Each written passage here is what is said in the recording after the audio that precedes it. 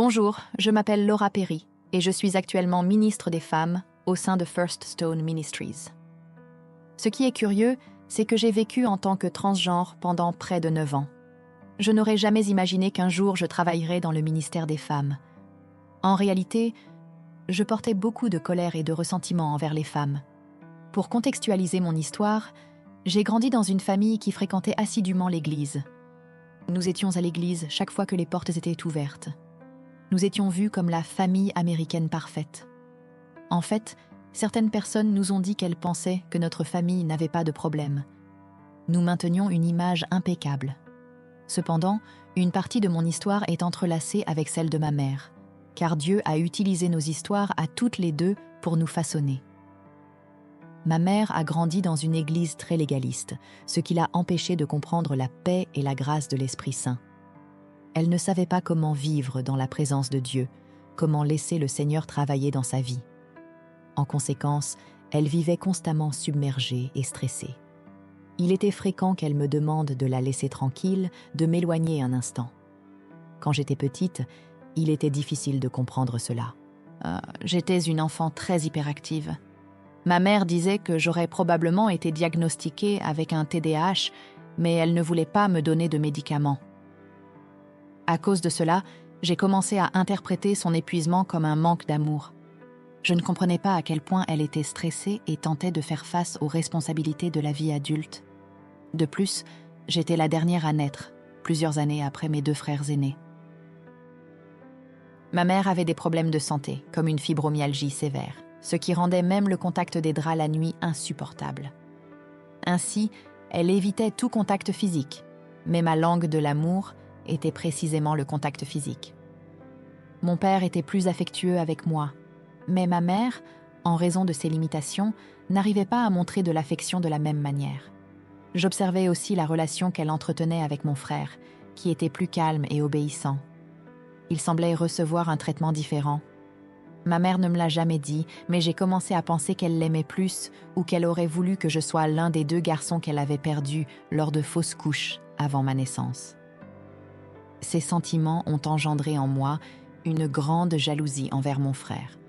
Je mentionne cela car j'ai souvent entendu des histoires d'enfants qui interprètent mal les dynamiques familiales. Parfois, nous croyons que quelque chose au sujet de nos parents est vrai, alors que ce n'est pas le cas. Aucun de nous n'est le parent parfait. Nous sommes des pécheurs qui élèvent d'autres pécheurs.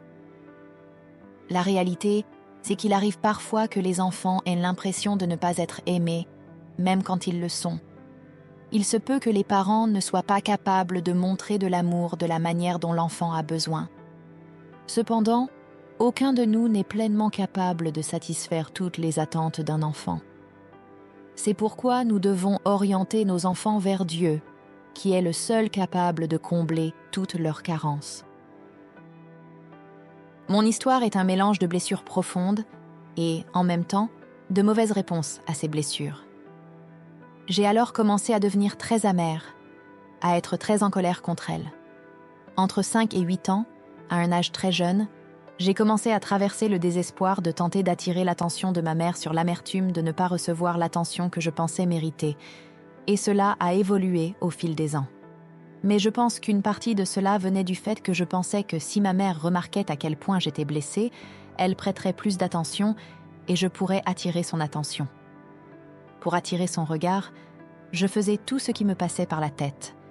Et lorsque cela ne fonctionnait pas, je construisais ces murs dans mon cœur et je m'éloignais d'elle. Elle ne méritait rien de tout cela. Je ne réalisais pas la quantité de stress qu'elle vivait. Combien elle s'efforçait de faire tout ce qu'elle devait faire, elle me disait souvent qu'elle se sentait comme si elle était sur un tapis de course de performance pour Dieu. Et encore aujourd'hui, j'entends cela de nombreuses femmes chrétiennes qui luttent et traversent cette épreuve. Vois-tu, je ne veux pas que quiconque écoute pense qu'il échoue complètement avec son enfant. Nous sommes tous pécheurs.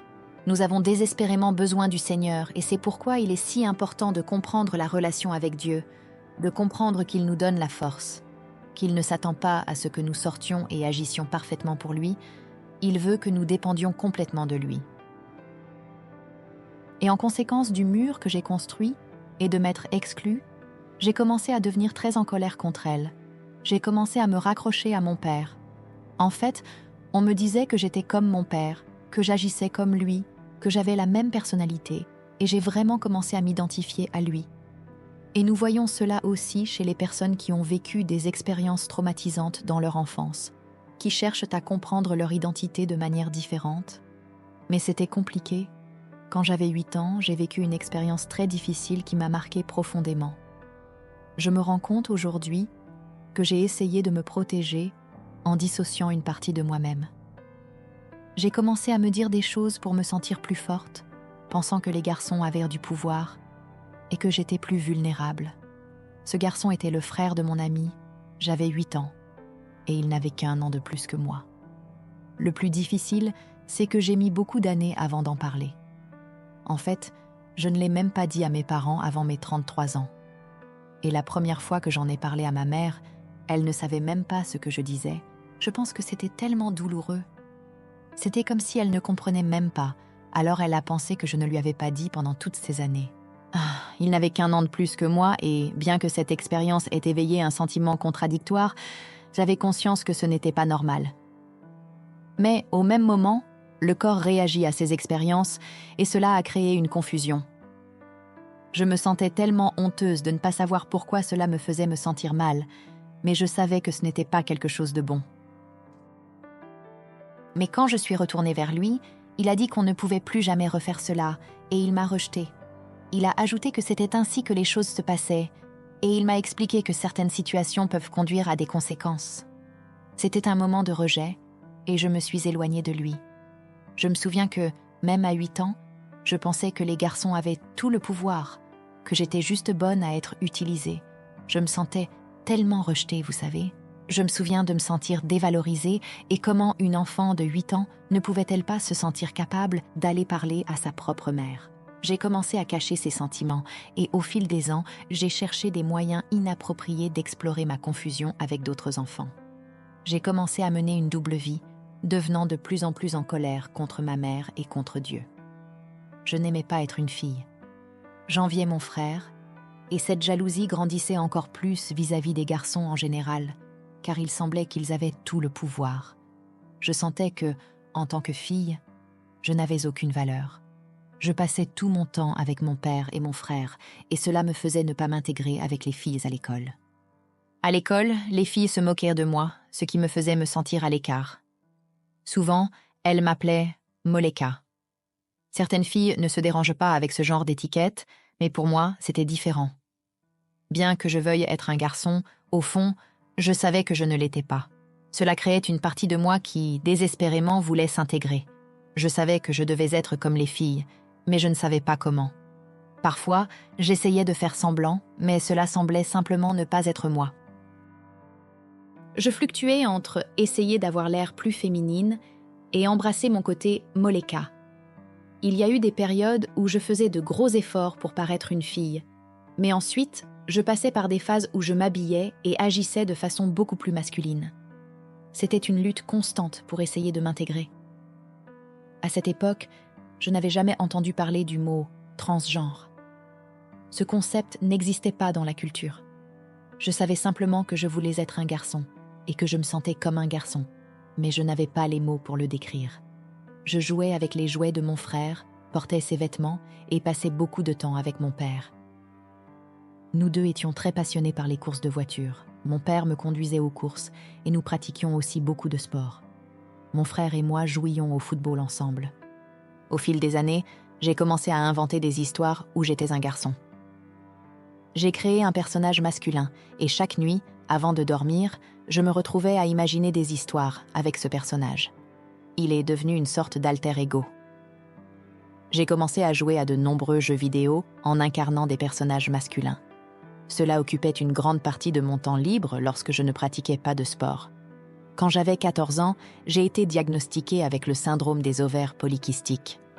J'avais des kystes sur l'ensemble de mes ovaires et vivais dans une douleur constante et excruciante. Je me souviens être tombée de ma chaise et me tordre de douleur sur le sol. Je suis allée chez le médecin et il a confirmé le diagnostic, mais le traitement qu'il a proposé avait de nombreux effets secondaires graves. Il m'a dit que je prendrais beaucoup de poids un problème avec lequel je luttais déjà depuis la puberté. De plus, le médecin a fait une remarque insensible. « Vous aurez des difficultés à avoir des enfants ». Il a dit cela à une fille de 14 ans. Malgré toute l'envie que je ressentais envers les garçons, il y avait une partie de moi qui voulait avoir des enfants un jour. Je n'y pensais pas à ce moment-là, mais malgré cela, c'était dévastateur de l'entendre. J'étais furieuse contre Dieu. On me disait que Dieu m'avait créé ainsi intentionnellement, qu'il ne faisait pas d'erreur. Mais pour moi, il semblait que Dieu m'avait donné un corps que je ne voulais pas, un corps qui ne me causait que de la douleur. De plus, ce corps ne fonctionnait même pas correctement, et maintenant, je ne pourrais même pas avoir d'enfant. Je pensais, si Dieu m'a fait une fille et m'a donné une mère qui semble ne pas vouloir de fille. Dans mon esprit, ma mère voulait que je sois un garçon. Je ne comprenais pas la douleur de ces fausses couches ni les différences de personnalité entre nous. Pour moi, tout semblait confirmer qu'il y avait quelque chose qui n'allait pas chez moi. Je suis arrivée à un point où j'ai pensé « Dieu est cruel ». J'ai décidé qu'il n'était pas digne de confiance. C'est intéressant, car certaines choses que le Seigneur m'a montrées dans les Écritures ont vraiment marqué mon parcours. Dans Hébreux 12, il est dit que l'amertume conduit à la corruption et, souvent, au péché sexuel, car elle contamine beaucoup de gens. Nous avons tous entendu l'expression « les personnes blessées blessent les autres », et c'est exactement ce qui m'est arrivé. J'ai commencé à agir de manière beaucoup plus débridée, surtout dans le domaine sexuel. Une autre leçon importante que le Seigneur m'a enseignée se trouve dans Romains, où il est dit que c'est la bonté de Dieu qui mène à la repentance.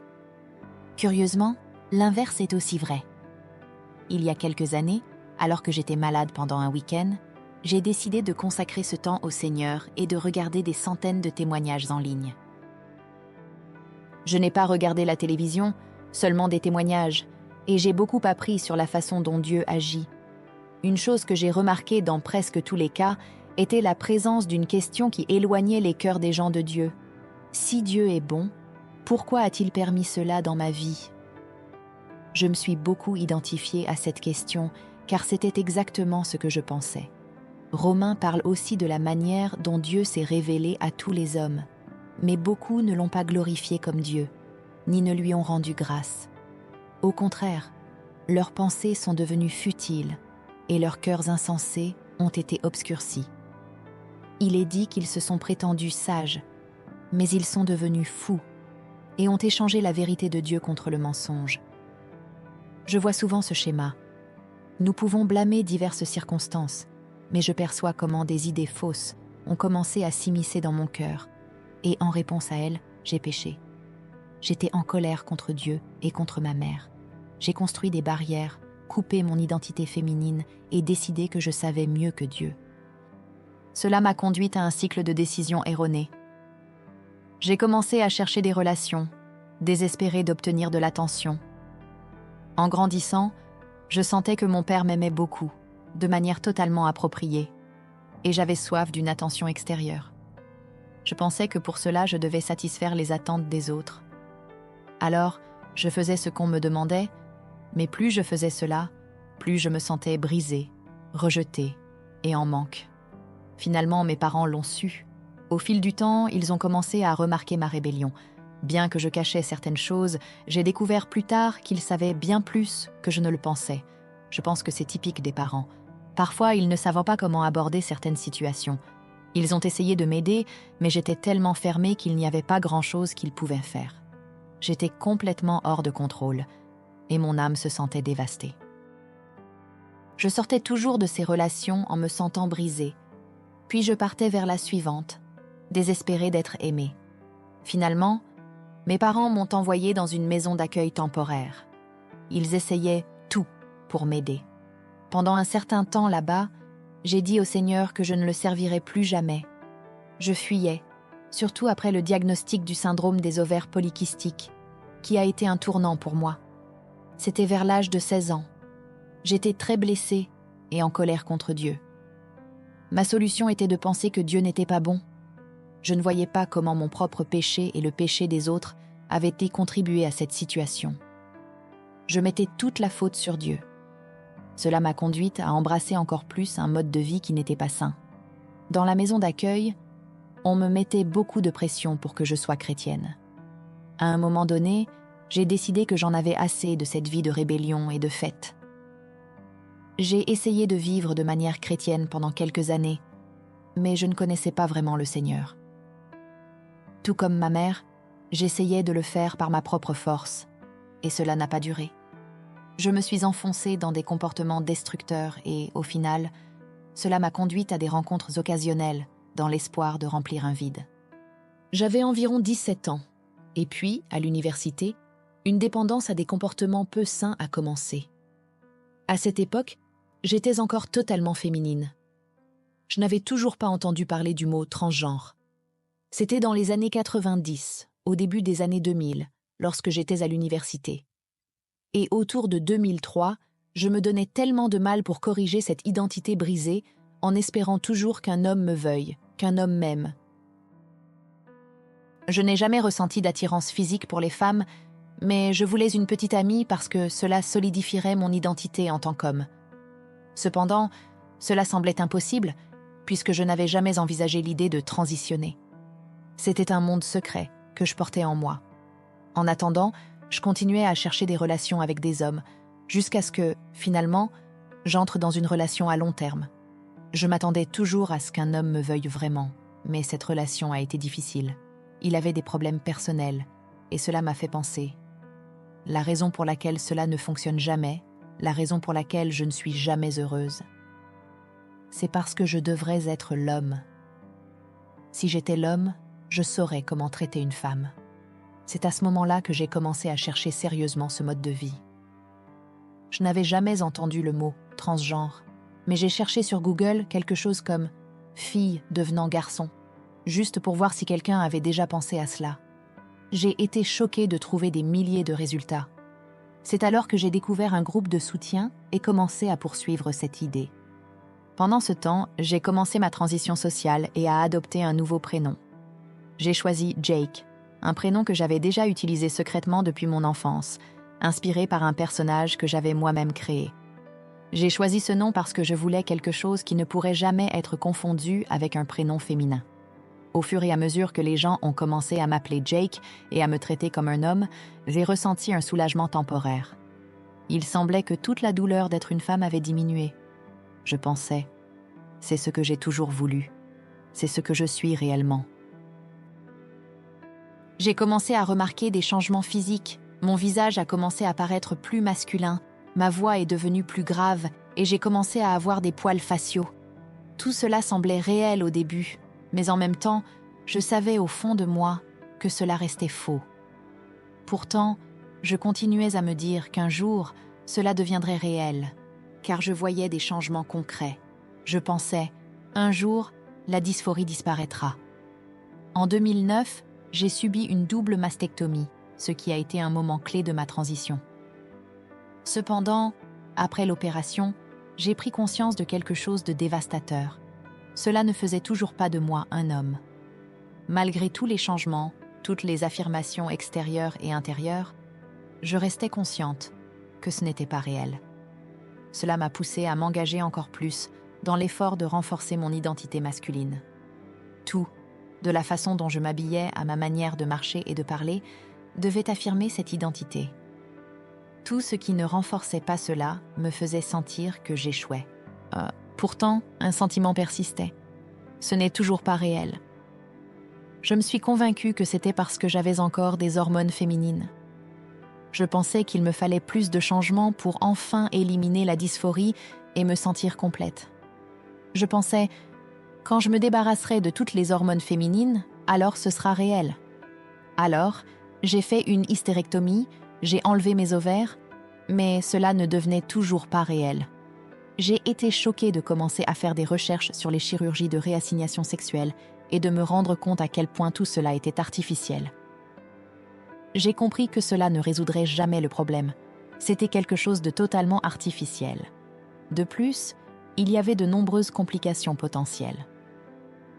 Au cours des dernières années, j'ai entendu parler d'une jeune femme qui a subi plus de 30 chirurgies correctives. Je connais une autre personne qui est maintenant en fauteuil roulant de façon permanente. Certaines ont de graves problèmes urinaires et d'autres ont eu de la nécrose des tissus, où les tissus meurent. Il y a beaucoup d'autres complications et en plus de tout cela, beaucoup perdent complètement la sensibilité sexuelle.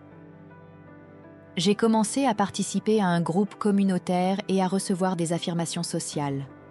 Lorsque je suis arrivée à la première réunion du groupe de soutien, tous les membres étaient des personnes transgenres. En moins de 5 minutes, ils ont dit « Ah, tu es définitivement trans ». Ils ont commencé à m'appeler Jake immédiatement et à me traiter comme un homme, sans même me connaître. Ce fut la première fois.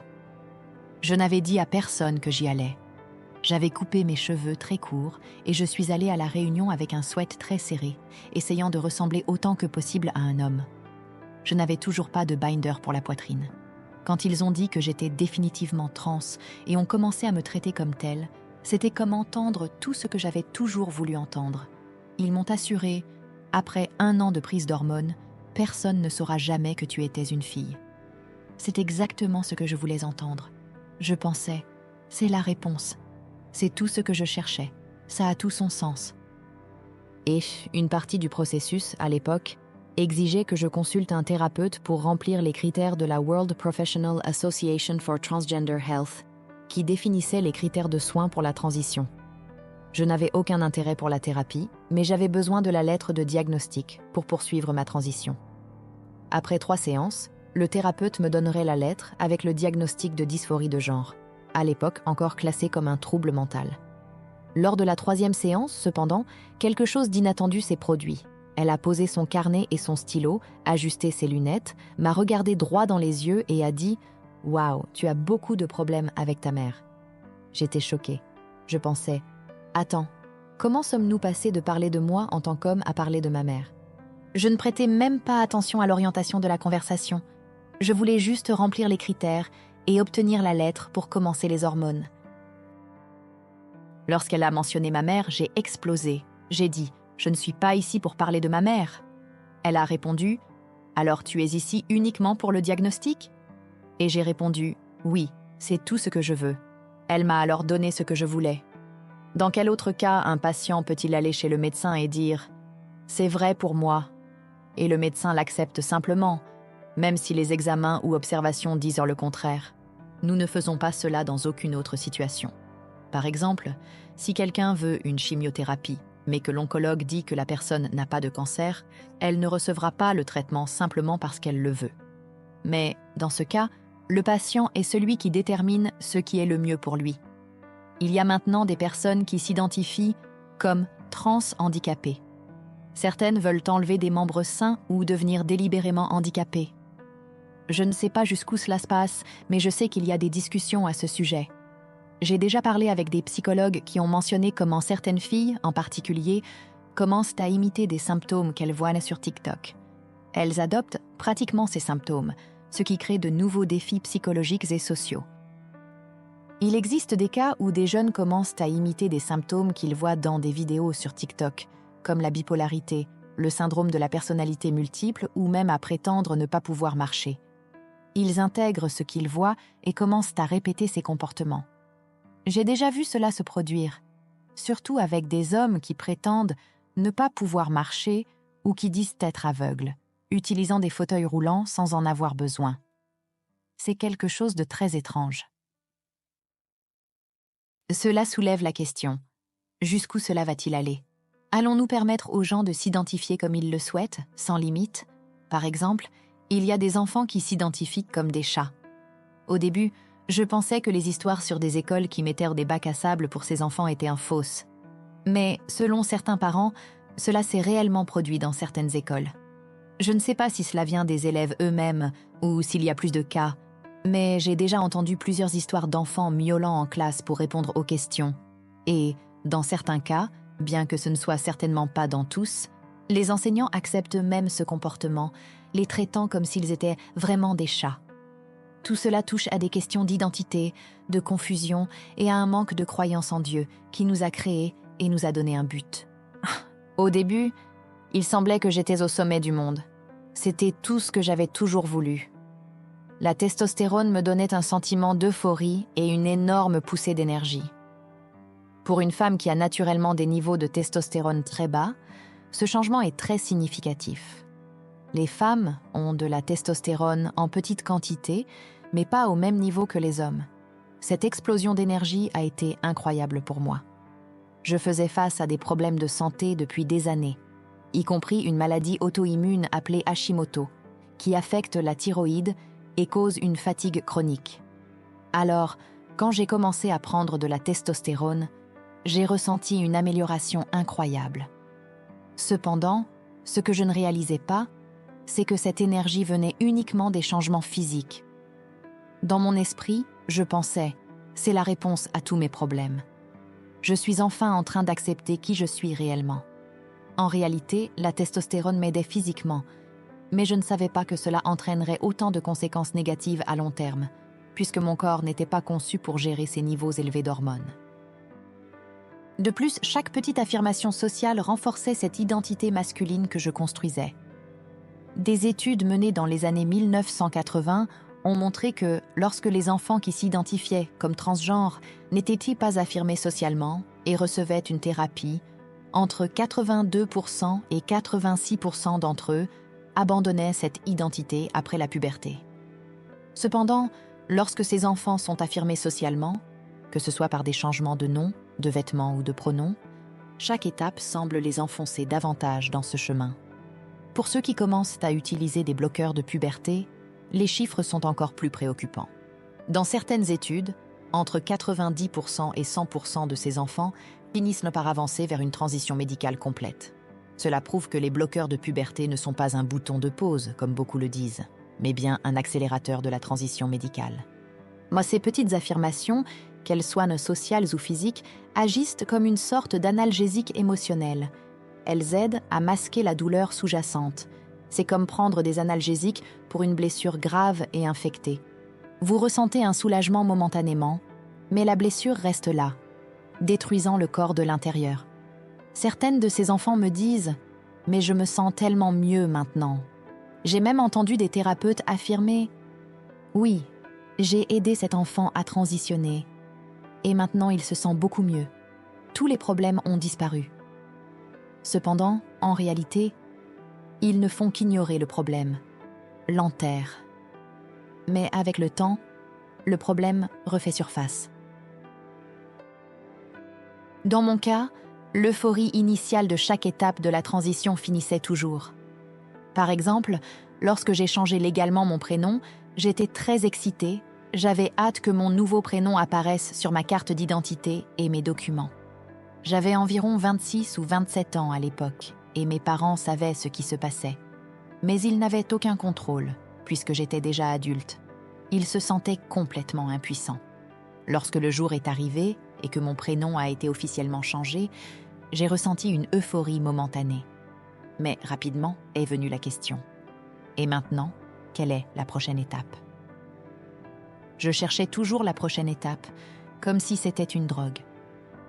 Chaque nouvelle réussite apportait une joie temporaire, mais jamais suffisante. Comme on le dit pour les drogues dures, la première montée est toujours la meilleure. Et tu continues à chercher ce sentiment, mais tu ne le retrouves jamais.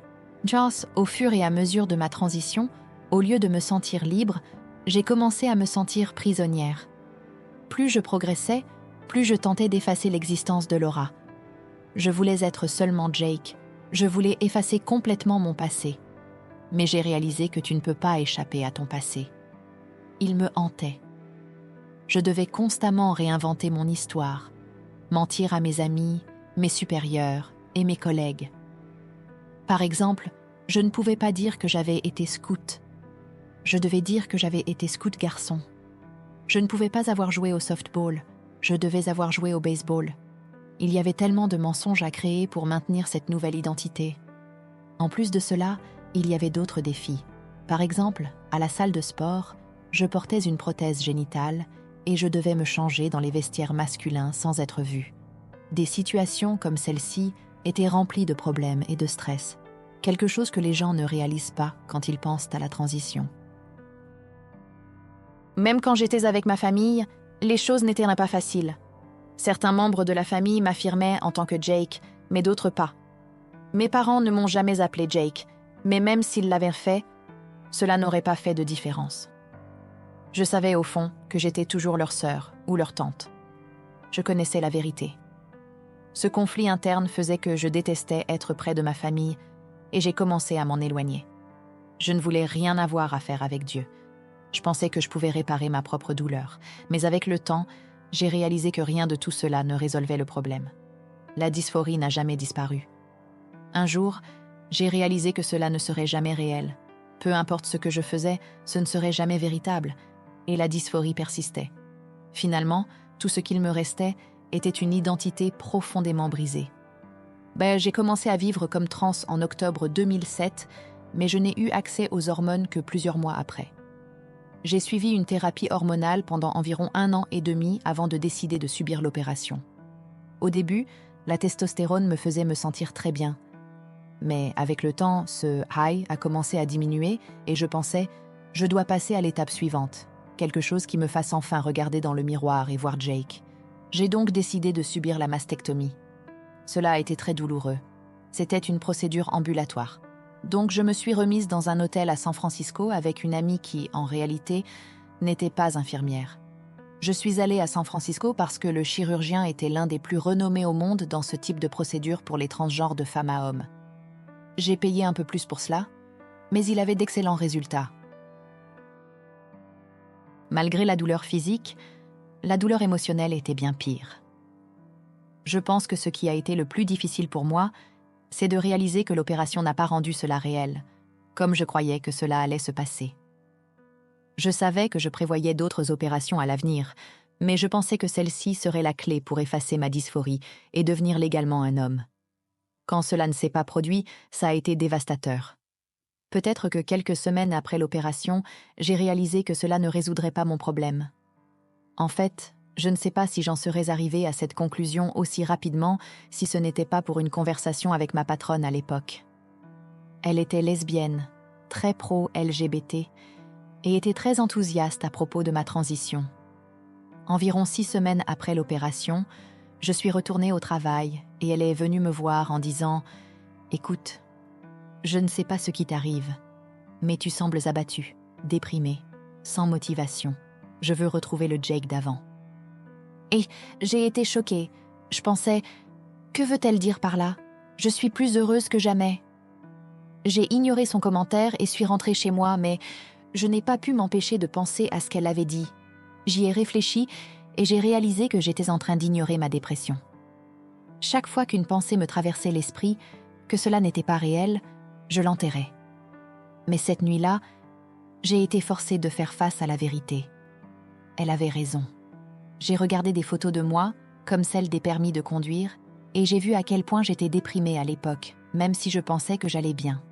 Cela me rappelle ce que je vois aujourd'hui sur les réseaux sociaux.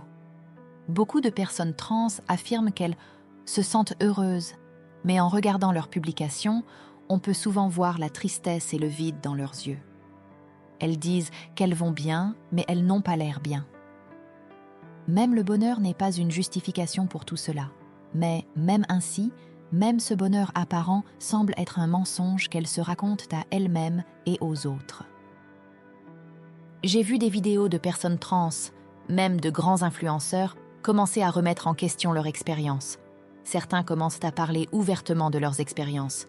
Beaucoup de ces personnes en transition ne cessent pas nécessairement parce qu'elles ne voient pas de sens à revenir en arrière. Certaines ne sont pas chrétiennes, donc elles ne voient pas de raison supérieure pour changer.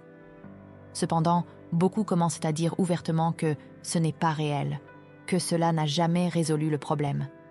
Malgré cela, elles projettent une image sociale parfaite. Une des raisons de cette insistance est qu'elles croient être nées comme ça et qu'il n'y a rien à faire. L'objectif est d'encourager d'autres personnes à se sentir à l'aise avec cette identité, même si, intérieurement, elles souffrent. J'ai vu cela clairement dans une histoire en particulier. Une fille, qui prétendait avoir une condition intersexuée, faisait des vidéos affirmant qu'elle était heureuse de sa transition, que les opérations avaient été super et qu'elle n'avait aucun regret. Cependant, dans un moment de sincérité, elle a publié une vidéo où elle a avoué la vérité. Elle a dit qu'elle traversait une expérience horrible, pleine de complications, et qu'elle avait déjà subi plus de 30 chirurgies correctives. À la fin de la vidéo, elle a dit « J'aurais aimé ne jamais avoir pris cette première injection ». Cette fille croyait qu'elle avait une prédisposition génétique, mais elle n'a jamais précisé quelle était la condition. Beaucoup de transgenres disent avoir des conditions intersexuées parce que cela offre une justification biologique. Je l'ai moi-même dit à mon père une fois. Il a répondu « D'accord, alors faisons un test génétique ». Sur le moment, j'ai reculé et dit « Non, je n'ai pas besoin de cela pour savoir qui je suis ». Au fond, je savais la vérité. J'étais une femme. Cette fille a continué à faire des vidéos positives après ce moment de sincérité et a fini par effacer la vidéo originale. Mais je l'avais téléchargée, donc j'en ai toujours une copie. C'est quelque chose que je vois beaucoup sur les réseaux sociaux. Les gens ne sont pas honnêtes parce qu'ils veulent te projeter une image positive. Dans la culture actuelle, dire la vérité est considéré comme un discours de haine. Alors, pour eux, l'amour signifie dire à tout le monde à quel point tout est merveilleux. En conséquence, des milliers de personnes suivent ces influenceurs et finissent par croire cette narrative. Avec le temps, beaucoup de ces influenceurs arrêtent de poster. J'ai suivi les pages de certains grands noms du mouvement transgenre et j'ai vu comment ils sont passés de publications constantes à disparaître complètement. Je me demande, où sont ces gens? Que leur est-il arrivé? Il y a beaucoup de regrets qu'ils ne veulent pas admettre. Environ 3 ans plus tard, en 2012, j'ai subi une hystérectomie. C'était une décision très importante. Je me souviens qu'à ce moment-là, j'ai eu une hésitation en réalisant à quel point l'hystérectomie serait permanente. J'ai même pensé à congeler mes ovules. Pas que cela ait été une bonne solution, et je n'étais même pas chrétienne à l'époque. Mais aujourd'hui, je ressens tant de regrets. J'aimerais pouvoir revenir à ce moment-là et faire tout différemment. Je ne sais pas si, avec le temps, les hormones m'avaient déjà rendue infertile, mais maintenant je crois que Dieu peut guérir. Je me demande, aurais-je pu avoir un enfant? Ma détermination à l'époque était de ne plus jamais avoir de période menstruelle, car bien que rare pendant la transition hormonale, elle provoquait une dysphorie insupportable. Ressentir cela était un rappel douloureux du fait que j'étais une femme, quelque chose que je ferais tout pour éviter. À ce moment-là, je ne comprenais pas que la douleur ne venait pas du fait d'être une femme, mais d'un amoncellement de péchés dans ma vie, tant ceux que j'avais commis que ceux qui avaient été commis contre moi. Tout cela avait causé une rupture dans mon âme. Le péché sexuel en particulier a été quelque chose qui m'a dévastée. Les gens ne comprennent pas l'impact de s'engager dans le péché sexuel en dehors du dessein de Dieu. En donnant nos cœurs en dehors du contexte du mariage, cela commence à nous détruire. Je crois fermement que le sexe hors mariage vide le réservoir d'amour au lieu de le remplir et de nous compléter, comme Dieu l'avait prévu dans le contexte de l'alliance du mariage. Je me sentais tellement vide. Je pensais que je n'avais aucune valeur en tant que femme. Je voyais le dessein de Dieu pour moi à travers le filtre de ma douleur et de ma fracture émotionnelle. J'ai réalisé que ma transition ne serait jamais quelque chose de réel, mais pourtant, je ne pouvais pas m'imaginer revenir à être une femme. Le poids émotionnel d'affronter cela était si lourd que je préférais continuer à vivre comme un homme, même en sachant que ce n'était pas réel non plus. Malgré tout, Dieu a commencé à travailler dans mon cœur. Au fil des ans, il m'a attirée et m'a cherchée. Curieusement, il a beaucoup utilisé la radio pour cela. J'écoutais des émissions de radio conservatrices depuis des années, influencées par mon partenaire à l'époque, qui était aussi trans.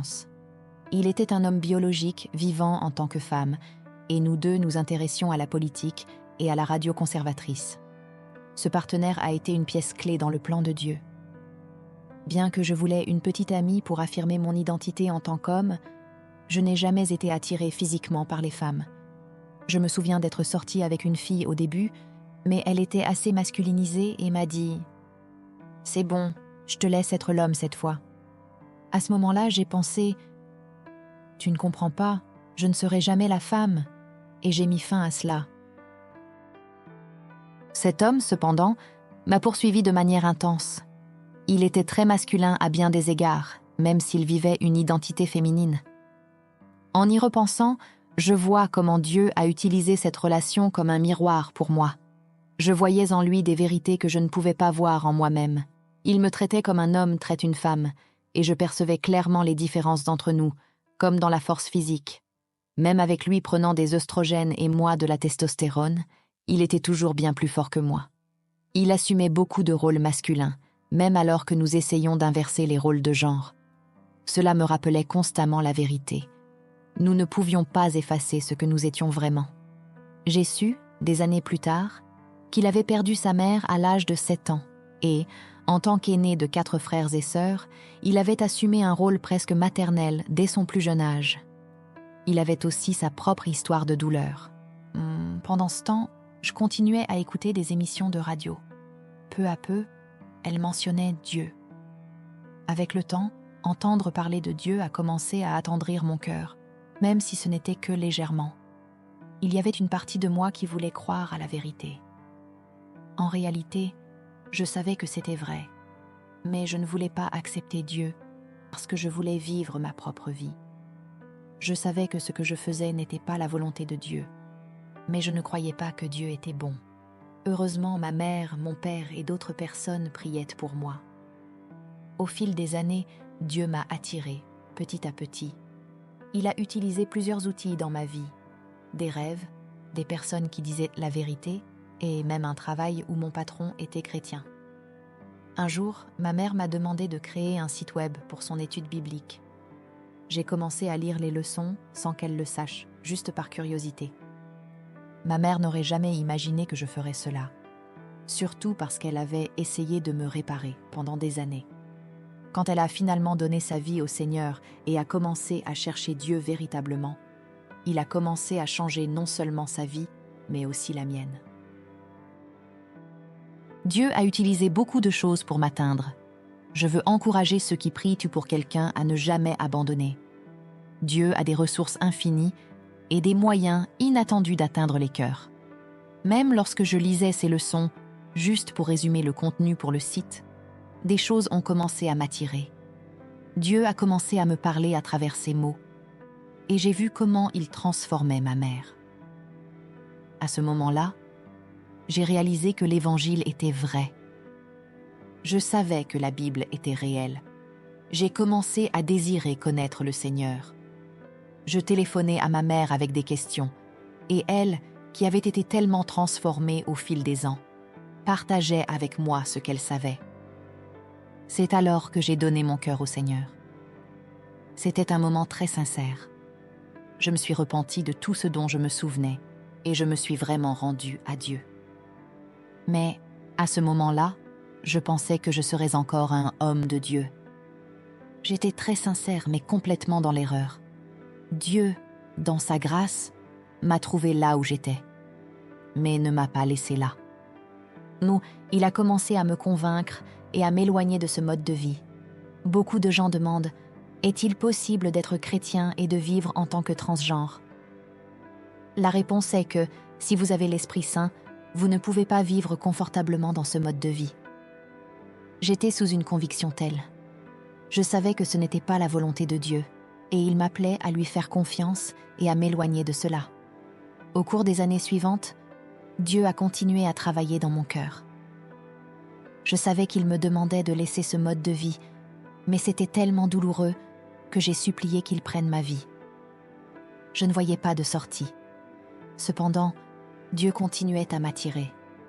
J'en suis arrivée à un point où je savais que je devais obéir, même sans espoir. Je pensais que je ne me sentirais jamais à nouveau une femme, que je ne voudrais jamais être une femme, que je ne me verrais jamais comme telle. Mais, avec le temps, Dieu a accompli un miracle en moi. Il a commencé à me guérir et à transformer mon cœur. Alors que je libérais l'amertume, pardonnais aux autres, j'étais pardonnée et me réconciliais avec ma mère, Dieu commençait à remplacer les mensonges par la vérité. L'un de mes versets préférés est le psaume 107, 20. Il envoya sa parole, et ils furent guéris, et il les sauva de la fosse. C'est ce que Dieu a fait en moi. Il a utilisé sa parole pour me transformer. Petit à petit, j'ai commencé à accepter d'être une femme. D'abord, j'ai commencé à me sentir à l'aise en portant des vêtements féminins. Ensuite, j'ai commencé à me sentir à l'aise près d'autres femmes. Un jour, pendant un groupe de discipulats féminins, j'ai regardé autour de moi et j'ai réalisé que les autres femmes me voyaient comme l'une d'elles. Cela a été révolutionnaire pour moi.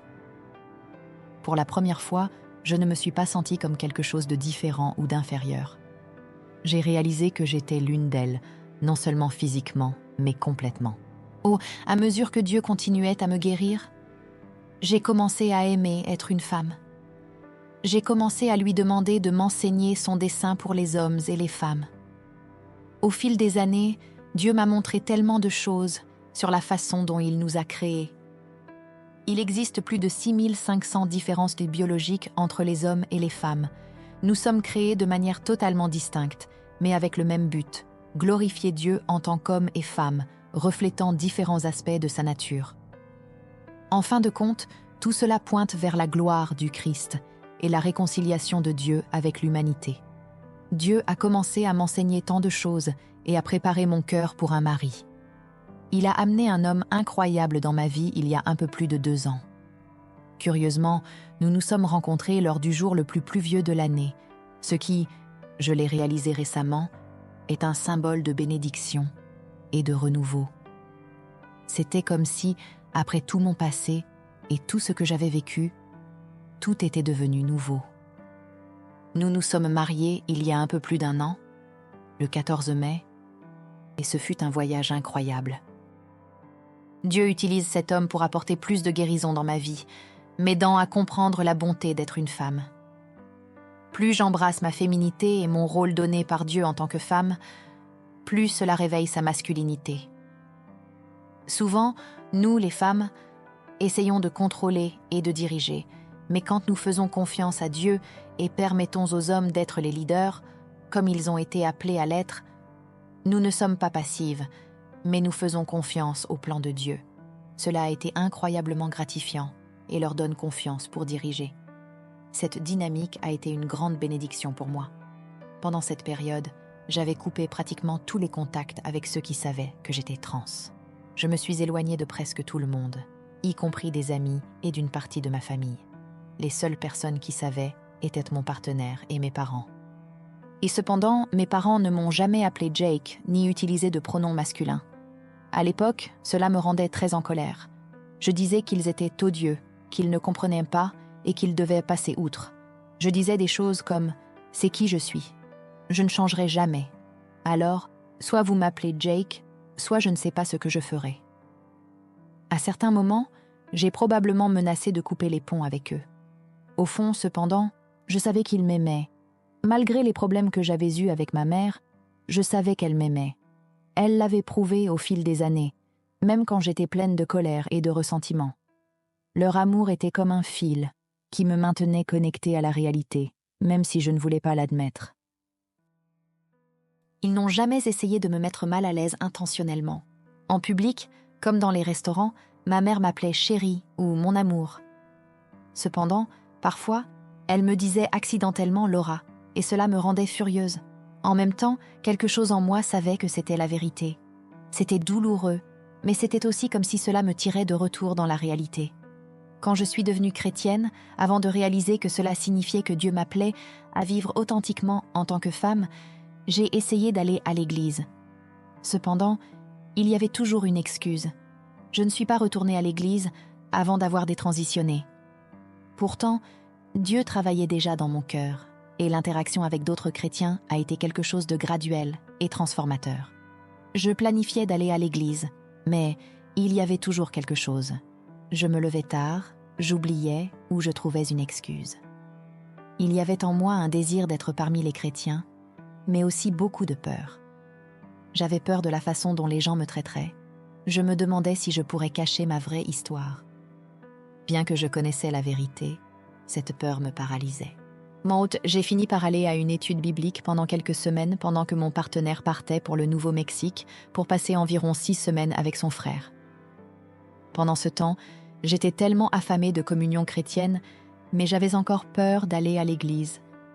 Il y avait aussi une amertume envers l'église à cause d'expériences de ma jeunesse, où je ne me sentais jamais faire partie des groupes de jeunes. En même temps, il y avait un profond désir d'appartenir au corps du Christ. Je me souviens d'avoir entendu un professeur de Bible dire « Je peux dire combien vous aimez le Seigneur par combien vous aimez sa fiancée. » Cela m'a profondément confrontée. J'ai pensé « Seigneur, je n'aime pas ta fiancée. » Je savais que c'était vrai et j'ai commencé à prier en demandant à Dieu de mettre en moi un amour pour l'Église. Ce n'est qu'après ma détransition que je suis retournée à l'église de mes parents. Une église où je disais que je ne remettrais jamais les pieds. Je m'étais promis à moi-même de ne jamais revenir dans ma ville natale, de ne jamais revivre avec mes parents. Mais Dieu m'a conduite à faire toutes ces choses. J'ai fini par travailler à l'église et elle est devenue une partie essentielle de ma vie. Ce processus a été une œuvre incroyable de guérison, de restauration et de rédemption. Il y a des thèmes récurrents qui sont difficiles à ignorer. Un exemple qui m'a marqué a été quand j'ai parlé à une jeune fille nommée Sophie. Elle a commencé sa transition à 19 ans, passant par un processus similaire au mien. 2 points, en particulier, apparaissent fréquemment. Un passé d'abus qui conduit à une recherche de validation masculine et la tentative de se dissocier de son propre corps. Sophie, par exemple, a révélé avoir été victime d'abus, mais elle a évité de donner trop de détails. Elle a dit qu'elle avait réalisé, après être devenue chrétienne, que la transition était, pour elle, une façon de se déconnecter de son corps. Elle blâmait sa féminité pour ce qui s'était passé. L'idée que les hommes ont du pouvoir apparaît aussi. Sophie voulait échapper à l'objectification, aux situations comme être regardée dans le supermarché ou être harcelée dans la rue. Pour elle, devenir un homme semblait être une forme de protection. Cette idée d'autoprotection est quelque chose que j'entends répéter dans les histoires de femmes trans. Il y a un rejet de la sexualité inhérente au corps féminin. Elles essaient désespérément de s'en éloigner, croyant qu'en devenant des hommes, elles seront protégées. Ce modèle n'est pas exclusif aux femmes. Beaucoup de garçons trans ou qui rencontrent des problèmes d'identité de genre partagent également des histoires similaires. Les statistiques anciennes montraient déjà qu'un pourcentage significatif de ces personnes avaient souffert d'abus, d'exposition à des contenus graphiques ou de consommation de contenus inappropriés, particulièrement dans l'enfance. Même ceux qui disent ne pas avoir été abusés rapportent souvent un historique d'exposition précoce à ces contenus, ce qui peut causer une insécurité profonde, surtout en comparaison avec les corps idéalisés qu'ils voient. Un autre modèle courant chez les garçons est la relation avec les parents. Beaucoup ont des pères absents, émotionnellement distants ou qui, même présents, sont perçus comme des figures intimidantes. Un exemple typique est celui des pères militaires. Pendant que le père est absent, le garçon s'attache à sa mère, qui devient un refuge. Quand le père revient, même s'il est affectueux, sa masculinité plus rigide et disciplinée peut être perçue comme effrayante. Cela s'intensifie dans les familles avec des frères aînés abusifs ou très agressifs. Beaucoup de garçons rapportent que la masculinité est devenue quelque chose d'effrayant, ce qui les a amenés à s'éloigner de cet aspect et à s'attacher à la figure maternelle. Cet éloignement est souvent le point de départ d'une déconnexion avec leur identité masculine. L'histoire de la transition, dans de nombreux cas, consiste à couper ce que la personne est réellement, que ce soit en raison de traumatisme, de rejet ou d'une vision déformée de son identité. Dieu, cependant, peut apporter la guérison et la rédemption, comme le montrent tant d'histoires. J'ai commencé à réfléchir et à parler au Seigneur de cette question du genre. S'il existe plus de 6500 différences biologiques entre les hommes et les femmes, et que nos chromosomes sexuels sont présents dans chaque cellule du corps, cela signifie que chaque partie de nous est conçue de manière unique. C'est quelque chose de tellement profondément significatif que la première déclaration faite à propos d'un bébé est « c'est un garçon » ou « c'est une fille ». Il y a quelque chose de très profond dans le fait d'être homme ou femme, bien plus que ce que nous comprenons. La culture actuelle, d'une certaine manière, a donné un poids excessif à cela, disant que c'est quelque chose que chacun peut définir comme il le souhaite. Cependant, pour Dieu, c'est quelque chose d'important d'une manière complètement différente. En tant qu'Église, nous ne reconnaissons souvent pas ces différences de manière saine.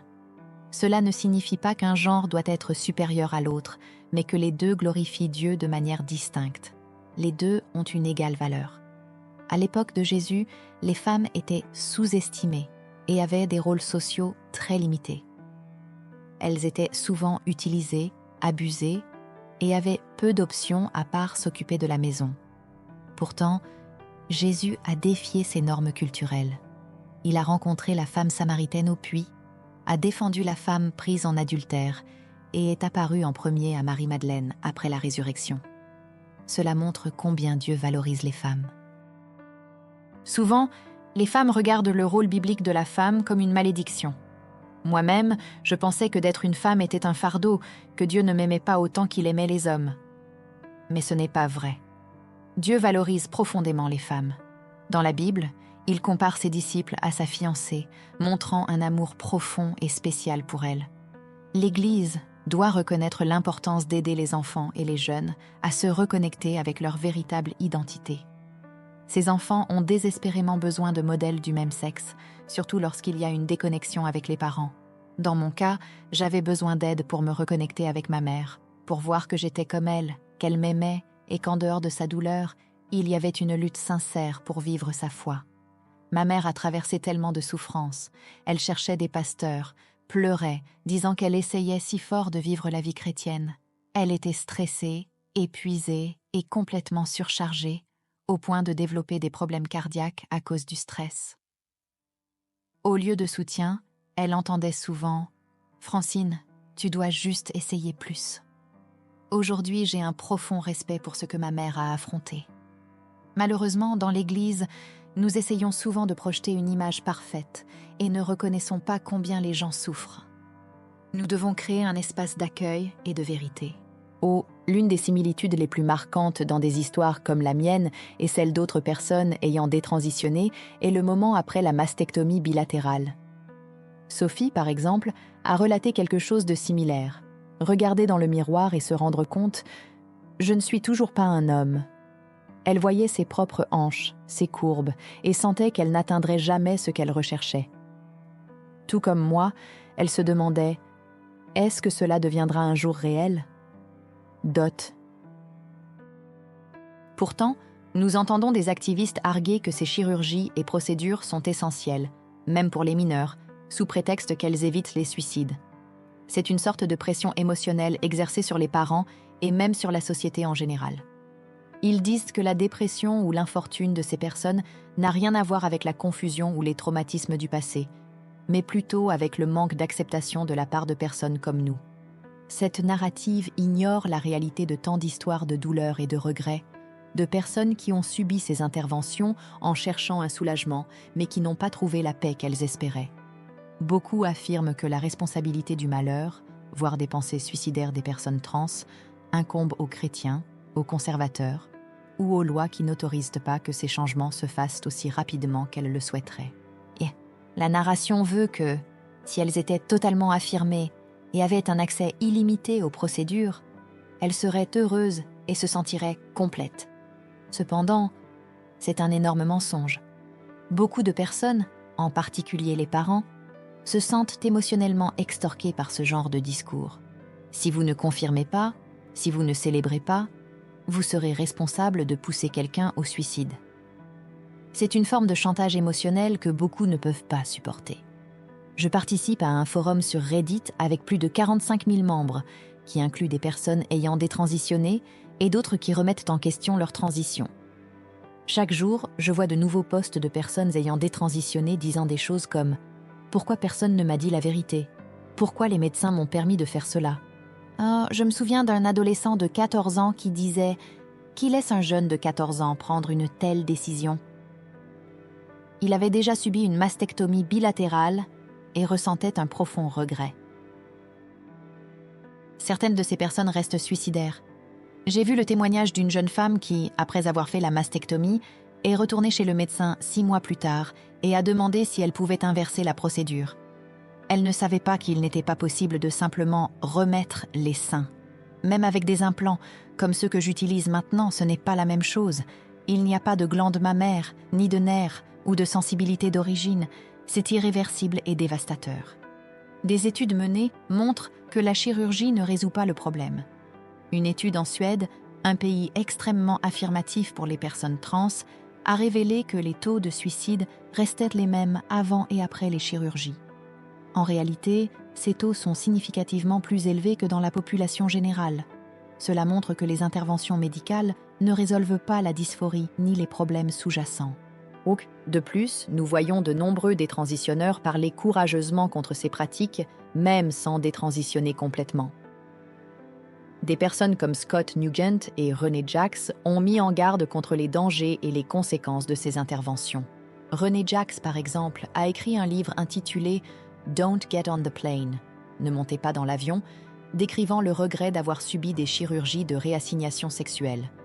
Si vous avez quelqu'un de proche qui vit comme le sexe opposé, il est courant d'entendre que vous devez affirmer, utiliser les pronoms choisis et célébrer ce choix, ou être considéré comme sans amour. Surtout en tant que chrétiens, nous sommes pressés d'accepter une version déformée de l'amour qui se confond avec la tolérance au péché. Mais comment aborder cette personne avec vérité et amour ? Tout d'abord, beaucoup de prières. Demandez la direction de Dieu et écoutez ce qu'il a à dire. Ensuite, commencez par poser des questions. Ces personnes portent beaucoup de douleurs et veulent désespérément être entendues.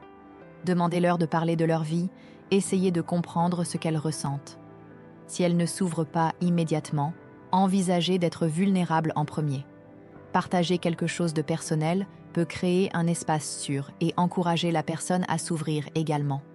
Même si vous n'avez pas vécu la même lutte, dites « Je me suis déjà senti ainsi par rapport à autre chose ». Montrez de l'empathie sans forcément être d'accord. Beaucoup de parents que je connais ont adopté cette approche et ont vu des résultats significatifs, car avant tout, ces personnes ont besoin de savoir qu'elles sont aimées et qu'il existe une vérité et un espoir en dehors de ce chemin. J'ai vu de nombreux commentaires sur YouTube, notamment sur des vidéos de personnes ayant détransitionné, où les gens disent quelque chose comme « Je me suis senti ainsi quand j'étais enfant. Heureusement que je n'ai pas grandi dans cette génération, car j'aurais probablement été poussé sur ce chemin transgenre. Mais j'ai fini par surmonter cela naturellement. » J'ai entendu plusieurs histoires comme celle-ci. Si vous avez une histoire similaire ou souhaitez partager ce que Dieu a fait dans votre vie, même si ce n'est pas lié aux questions de genre, cela peut vraiment aider. Parlez de moments où vous ne vous aimiez pas, où vous vous sentiez à l'écart, ou où vous avez été blessé par d'autres personnes, est quelque chose avec lequel tout le monde peut s'identifier. Partagez comment vous avez été aidé, comment vous avez surmonté cela, et demandez aussi à la personne avec qui vous parlez de son histoire.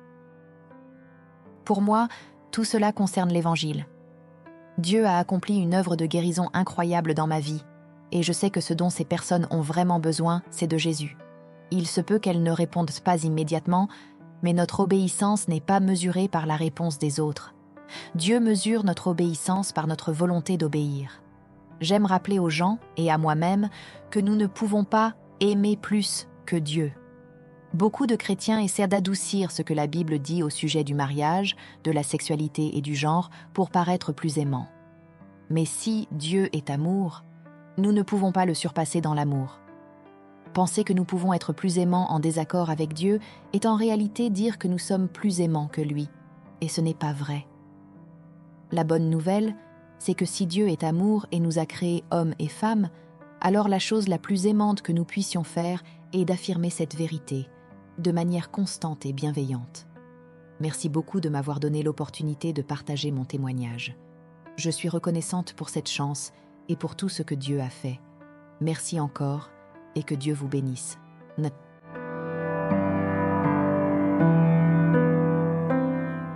En écoutant ce témoignage, je vous demande, qu'est-ce que Dieu a dit à votre cœur ? Quelles sont les zones de votre vie qui sont encore liées aux mensonges que vous croyez ? Est-ce le moment pour vous d'affronter la vérité et de permettre à Dieu de commencer à travailler dans votre vie ? Peu importe jusqu'où vous êtes allé, il y a toujours un chemin de retour. Dieu est prêt à restaurer, guérir et transformer votre histoire. Mais êtes-vous prêt à lui faire confiance ? Réfléchissez, qu'est-ce que vous cherchez désespérément chez les autres ou dans le monde que seul Dieu peut vous offrir ? Si ce témoignage vous a touché d'une manière ou d'une autre, je vous invite à passer à l'action. Réfléchissez à ce que Dieu vous dit aujourd'hui et partagez dans les commentaires ce qui vous a le plus marqué. Votre histoire peut aussi inspirer d'autres personnes. Et si vous souhaitez continuer à en apprendre davantage sur l'amour et la vérité de Dieu, abonnez-vous à la chaîne et activez les notifications. Ainsi, vous ne manquerez aucun contenu qui pourrait transformer votre vie. Dieu a un plan pour vous. Ayez confiance. Faites le prochain pas et laissez-le guider votre chemin. Que Dieu vous bénisse.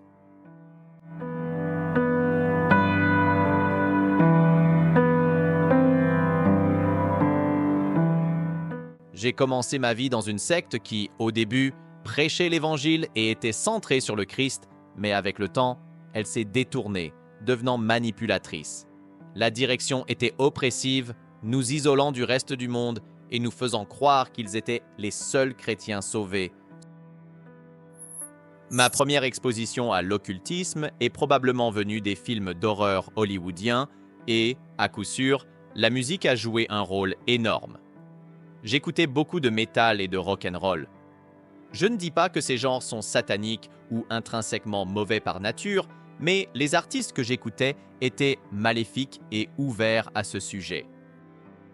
Depuis mon jeune âge, je péchais de manière si avancée et sombre que je savais que j'étais condamné devant Dieu.